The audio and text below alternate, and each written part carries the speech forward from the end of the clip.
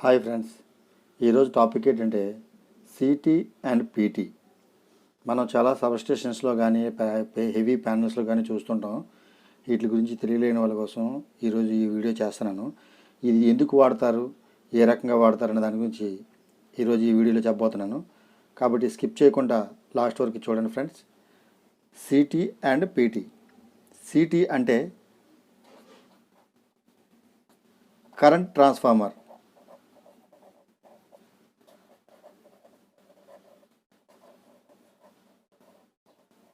City అంటే current transformer. ఇది ఎందుకు ఉపయోగిస్తామంటే చాలామందికి తెలుసు, మనం కరెంట్ చెక్ చేయడానికి అంటారు.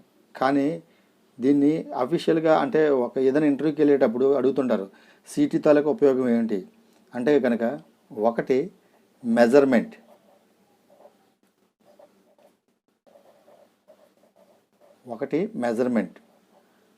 రెండు ప్రొటెక్షన్.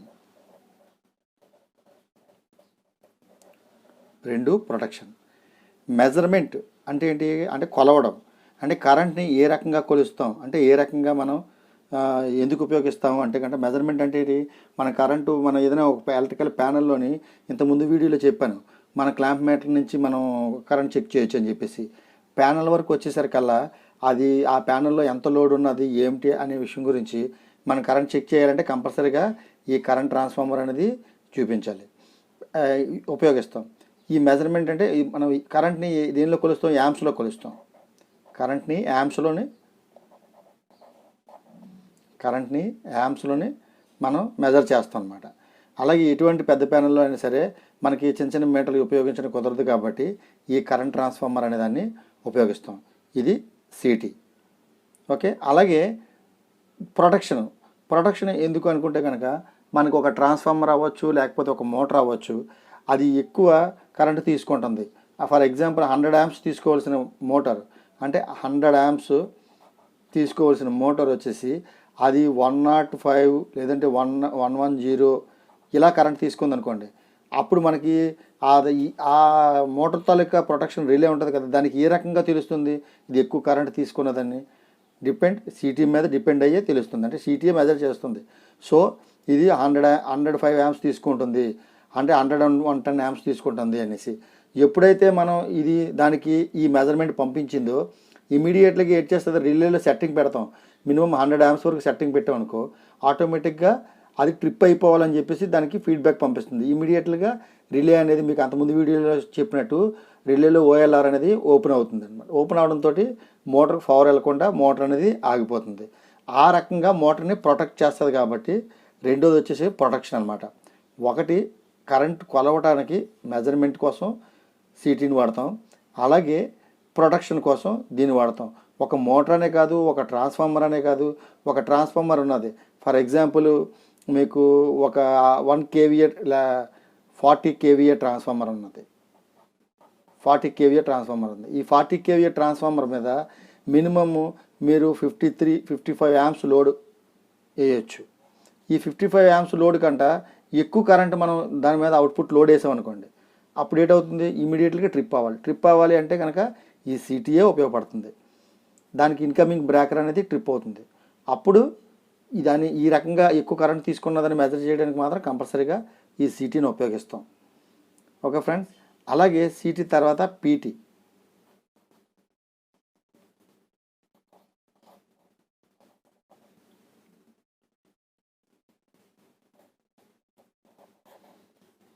పొటెన్షియల్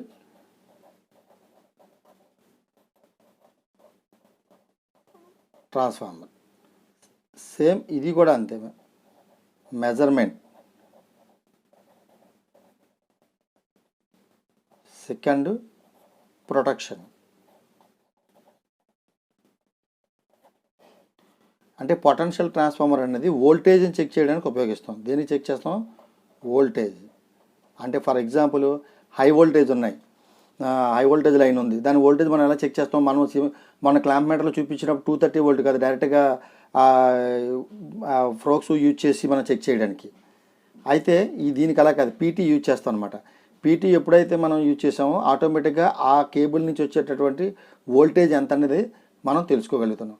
అలాగే ప్రొటెక్షన్. ఫర్ ఎగ్జాంపుల్ ఒక మోటార్కి రావాల్సిన వోల్టేజ్ అంటే ఒక ట్రాన్స్ఫార్మర్కి రావాల్సిన వోల్టేజ్ కంటే ఎక్కువ వోల్టేజ్ వచ్చింది అనుకోండి, అంటే ఒక ట్రాన్స్ఫార్మర్ ఉంది, దీనికి 11 kV రావాలి, అవుట్పుట్ వచ్చేసి 415 వోల్ట్ అనుకుందాం.